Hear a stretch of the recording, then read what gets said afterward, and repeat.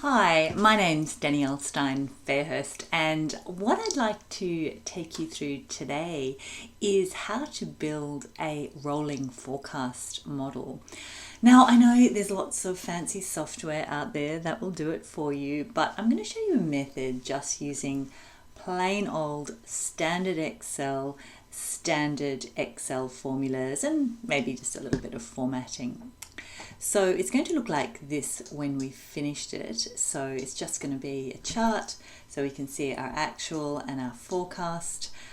We can put in our assumptions that go in here, and it's going to roll out forward at any point in time. It will roll forward for 12 months. So let's get started.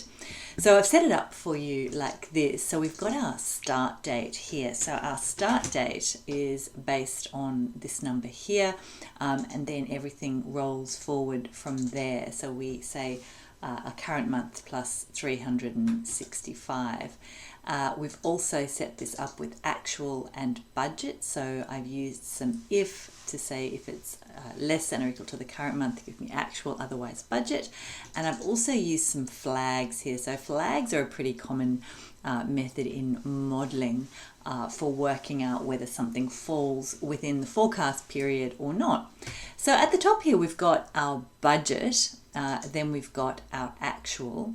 So what I'm going to do first of all is just populate this with some formulas, and I'll say if this row here is equal to the word budget, we'll pick up budget, otherwise we'll pick up the actual.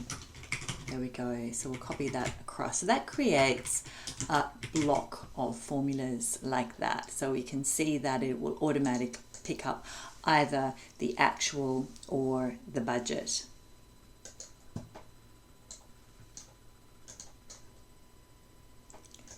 And then of course it's nice to have a little sum over like that, and we can copy that down.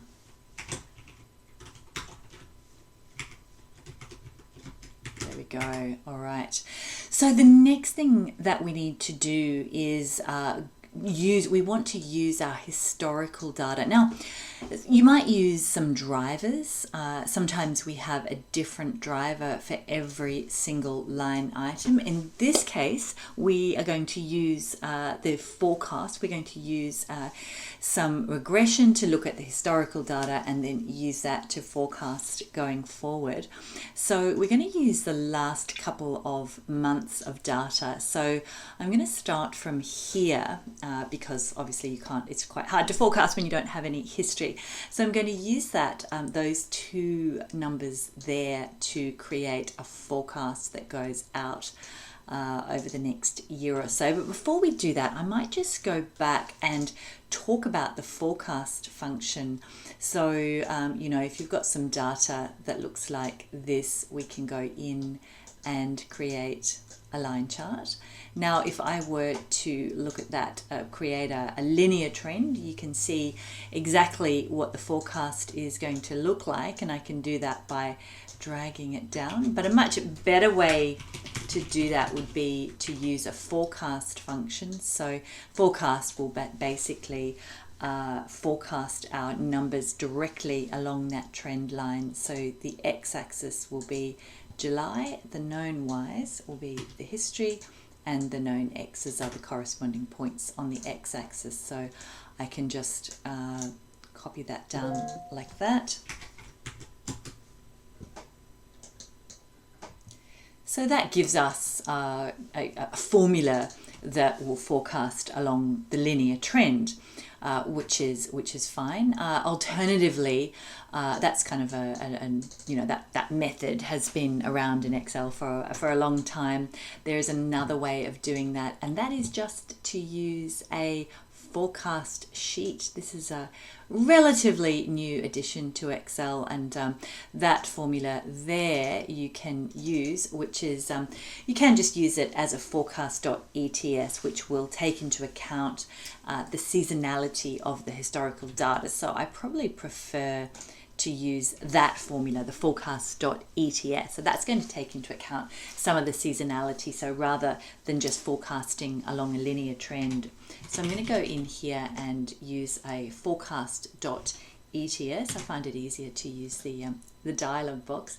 So the target date is going to be that number there. So I'll go in and put my dollar signs. The values are going to be these two. Okay, so what I'm going to do here is anchor the first column because I want it to roll forward. So I put the dollar sign in front of the E, but nowhere else. There we go. So the timeline though is similar, except I'm going to put the dollar sign in front of the 2 and also in front of the E. So we've got to get the dollar signs in this case is really important. I'm just going to leave the seasonality blank. There we go. So if I've got my dollar signs right, I should be able to copy it across and down. Let's just do a bit of a test. There we go. Okay, so you can see that it's picking up the numbers correctly, so it's rolling forward like that. Okay, all right, looking good. So I can use that formula there and I can copy it all the way across. Okay, wow, and it's going to go all the way. We're going to actually forecast out for around about 2 years, except I don't actually want 2 years. I only want it to show for a 12-month rolling forecast. So I'll get to that in a moment. The first thing I'm going to do is take a little bit of a look at, okay, you can see here we've got a negative. Now that's a bit of a problem. So you can see the formula is doing what we asked it to do, which is to forecast, and it really doesn't make sense though to have a negative value, and this often happens with forecast functions. So I'm going to use a max formula around it and say max comma 0. So that is going to give me the maximum value between the formula and a 0. Okay, so that got rid of that problem. The next thing we want to do is only forecast out for 12 months. So it doesn't make sense for us to show a forecast here because we already have actual data for it. We only want to forecast from the forecast period forwards, and that's where these ones and zeros come into it. So I'm going to take the formula that we've already built and I'm going to multiply it by the zeros and the ones. Again, I'm going to get my dollar signs right. There we go. So that's a 0 because I don't want to include that in my rolling forecast. Control Shift right arrow. There we go. So that has forecasted along and only taken into account the 12-month period going forward, and I've set up some little calculations down below, and that is what has been used for my chart that's been set up. So the dotted lines there, I did that by using a dash type of a dotted line, which is kind of nice when it shows the forecast period, and then a solid line for the actual and the budget. There we go. And the last thing I'm going to do there is to just go in and add in some spark lines, because the spark lines just add a nice bit of visual to the end. Okay, I'm going to change the color. I'm going to sort of get it to match my color scheme, and I might just make it a little bit heavier. There we are. Maybe that's just a little bit too heavy. Okay, there we are. And you could also choose the high point and the low point perhaps, and drag that down. And there we have it. So the thing that I really like about this method is that it's completely dynamic.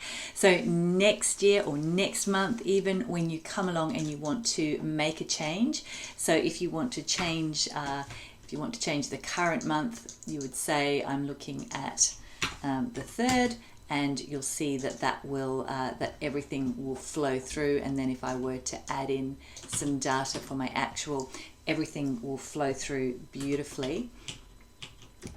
And the other thing that I really like is that if I were to change that to 2022, there we go, you can see everything's linked throughout, and everything has completely updated as well. Of course, you'll still need to update the numbers, but building a model like this is completely flexible and dynamic, and it means that once, I know it takes a little bit of work to set up, but once you've got it set up, it's going to save you so much time in the end.